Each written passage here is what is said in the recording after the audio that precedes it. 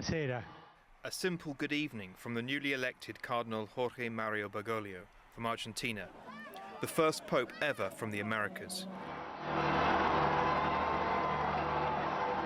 His choice of the name Francis, after the saint known for his poverty and love of nature, had never been used before by a pope, set the tone for a pontificate marked by attention to the poor and a simple way of life. This pope's home would no longer be the historic apartments, but a simple set of rooms in a guest house on the Vatican grounds. Elaborate papal robes and jewellery remained in the closet, as Francis wore only his white cassock, black orthopaedic shoes with a simple pectoral cross. And when he needed his glasses fixed, he hopped in a car and went himself to the optician in Rome. A down-to-earth style learned on the streets of Buenos Aires. The one-time nightclub bouncer took public transportation and always remained a fan of Argentina's San Lorenzo soccer team. His simple words, too, had a way of getting to the heart of divisive issues. If a person is gay and accepts the Lord and has goodwill, well, who am I to judge? It didn't change the Catholic Church's opposition to gay marriage, but convinced many that he was a pope open to change. He was a champion of the environment, issuing an encyclical, the highest papal teaching document, to warn of the dangers of global warming and a throwaway consumer culture in the West that damages our climate and the livelihood of the poor. The misuse and destruction of the environment are also accompanied by a relentless process of exclusion. In effect, a selfish and boundless thirst for power and material prosperity leads both to the misuse of available natural resources and to the exclusion of the weak. He drove home the point travelling to the United States, home of gas-guzzling SUVs, in a tiny Fiat. Equally at home with the poor and powerful, on the lawn of the White House, he made a plea for immigrants. As the son of an immigrant family, I'm happy to be a guest in this country, which was largely built by such families. And at a time marked by a dramatic refugee crisis in Europe, Francis tirelessly called on governments and people to not close their eyes or their borders. And he walked his talk, bringing back 12 Syrian refugees on his plane following a trip to the Greek island of Lesbos. In the difficult terrain of the Holy Land, Pope Francis prayed at the wall dividing Palestinian West Bank from Jerusalem and embraced his Jewish friends in front of the Wailing Wall. The Pope focused much of his attention to those on the peripheries, as he called it, the outsiders, excluded from society. The hungry, the thirsty, the stranger, the naked, the sick, those in prison. He sought to support the churches on those peripheries and far from Rome. The longest foreign trip of his pontificate saw him travel across Southeast Asia and the Pacific, highlighting the importance of this region for the future of the Catholic Church. Going to those on the margins was something Francis himself practiced during many moments of his pontificate. Embracing the disabled, washing the feet of prisoners, installing shower rooms for the homeless around the Vatican. One of his characteristics, a characteristic of his entire life, was humility. A humility that attracted the world, with politicians and stars lining up to meet him at the Vatican. He was not so popular at times inside the Vatican and among powerful Catholic groups in the United States. There was a backlash from conservatives upset about his insistence that church teaching must develop, along with his biting critiques of clerical culture. His financial reforms seeking greater transparency faced significant difficulties, and the scandal of sex abuse continuing to be the Catholic Church's biggest struggle. In the case of Chile, Francis admitted in a letter that he too was part of the problem when every bishop in the country offered to resign in the wake of sexual abuse scandals there. Also accused of being part of the problem by his ex-ambassador to the United States, who claimed he told Francis about sexual abuse allegations against former Washington, D.C. Cardinal Theodore McCarrick 5 years before, and Francis allowed him to continue serving. I will not say one more word on this. Francis eventually defrocked the US cardinal and held an unprecedented global meeting of bishops to address the issue. A Vatican investigation later called into question the claims made by the former ambassador, who was then barred from receiving communion and put into exile by the Church after he rejected the authority of the Pope and some key Catholic teachings. Nevertheless, questions remained about Francis's handling of the abuse crisis.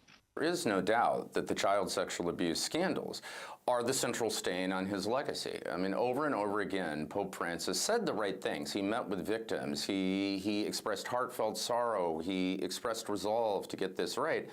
But, you know, most critics, many victims, would say that that wasn't matched with a policy follow-through. When the coronavirus pandemic hit in 2020, the image of the Pope blessing the world from an empty St. Peter's Square became a symbol for that desolate time. Francis urged nations to share their vaccines with poorer countries and vaccinated hundreds of homeless and underprivileged at the Vatican. The following year, during an historic trip to Iraq, the first Pope ever to visit the country, Francis stood on top of the rubble in Mosul, once an ISIS stronghold, and furthered his outreach to the Muslim world by an unprecedented meeting with top Shia Muslim cleric, the reclusive Grand Ayatollah Ali al-Sistani.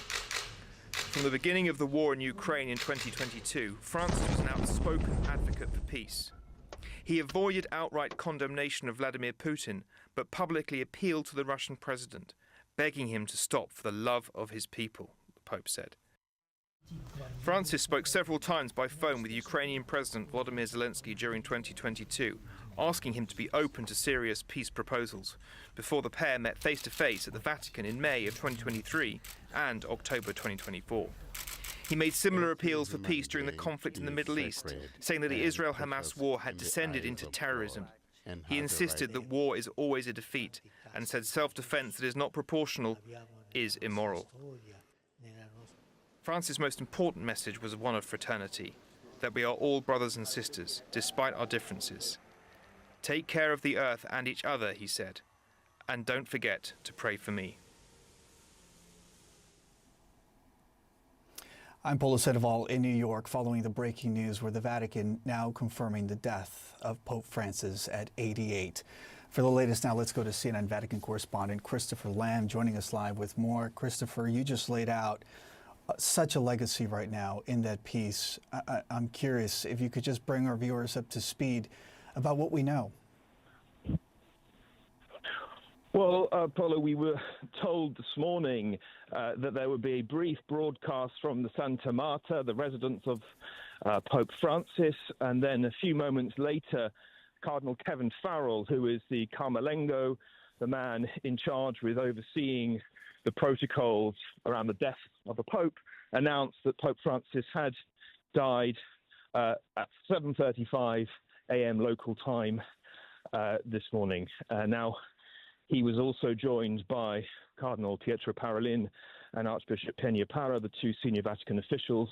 They made that announcement from the Santa Marta residence. Now, yesterday, Pope Francis was out in the crowds of St. Peter's, greeting people. He made an effort to get onto the balcony to give the Easter Sunday blessing. Of course, he hasn't been well enough to lead services in the way that he would normally.